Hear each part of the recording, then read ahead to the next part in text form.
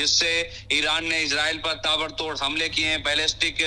सजिल ballistic missile से ये हमले किए जा रहे हैं इजराइल की राजधानी तेल अवीव पर, और हॉस्पिटल को भी निशाना बनाया गया है। तस्वीरें वहीं की हैं इजराइल के सरोका हॉस्पिटल की, जहां पर अब से ठीक थोड़ी देर पहले ईरान ने ताबड़तोड़ मिसाइलें दागी हैं और बताया जा रहा है कि इस अस्पताल को भारी नुकसान हुआ है। फिलहाल ईरान के हमले से बचने के लिए इजराइल में लोग बंकर में छिपते हुए नजर आ रहे हैं। बंकर में लोग छिप रहे हैं ईरान के हमले से बचने के लिए। तो देखिए, दोनों देशों के बीच जो संघर्ष है वो काफी चरम सीमा पर पहुंच चुका है, क्योंकि खामनेई झुकने को तैयार नहीं है। खामनेई लगातार कह रही हैं कि मर जाएंगे, शहीद हो जाएंगे, लेकिन झुकेंगे नहीं अमेरिका के सामने। और हमने वो पार्लियामेंट की तस्वीर भी देखी है ईरान की, जहां पर ईरानी सांसदों ने अमेरिका के खिलाफ नारेबाजी की है और उनका झंडा भी जलाया गया है। तो देखिए, इधर ट्रंप ने प्रहार करने का यानी हमले का फाइनल आदेश दे दिया है, प्लानिंग बनाने का आदेश दे दिया है। उधर खामनेई लगातार कह रहे हैं झुकेंगे नहीं, जवाब देंगे।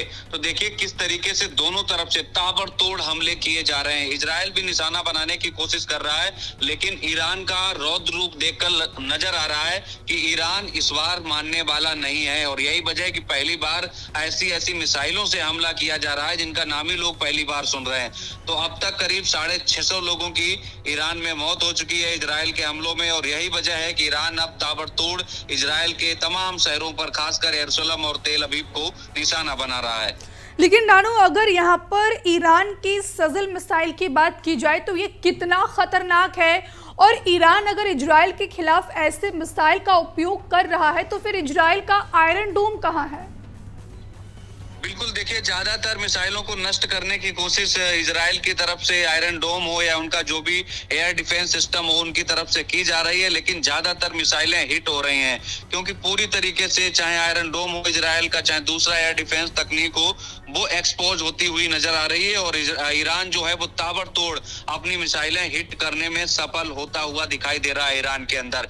यही वजह है कि सकोका हॉस्पिटल को भी निशाना बनाया गया और वहां पर भी मिसाइल हिट हुई है। दूसरी तरफ भी तस्वीरें हम दिखा रहे हैं अपने दर्शकों को, ये तमाम उन रिहायशी इलाकों की हैं जहां पर ईरान की तरफ से अभी थोड़ी देर पहले जो है ताबड़तोड़ मिसाइलें दागी गई हैं। तो ईरान अपनी लॉन्ग रेंज जो मिसाइलें हैं वो इजरायली शहरों पर दाग रहा है, और अब तक ईरान ने बैलिस्टिक और कुछ जो हाइपरसोनिक मिसाइलें हैं उनका इस्तेमाल किया है। लेकिन ये पहली बार है कि ईरान ने अपनी सजिल मिसाइल भी दागी है, जो कि एक मीडियम रेंज बैलिस्टिक मिसाइल है जिसका परिणाम बेहद घातक होता है। फिलहाल दोनों मुल्कों में संघर्ष लगातार बढ़ता जा रहा है, चरम सीमा पर पहुंच चुका है, और अब देखना होगा ये सीज फायर हो पाएगा कि नहीं हो पाएगा, क्योंकि ट्रंप दावा कर रहे हैं कि ईरान आया था बातचीत करने के लिए, वो व्हाइट हाउस आने को तैयार था, लेकिन हमने कह दिया उनसे कि काफी देर हो चुकी है। लेकिन जब खामनेई का बयान सुनोगे तो खामनेई कह रहे हैं कोई बातचीत नहीं होगी, यानी खामनेई सीज फायर को तैयार नहीं है,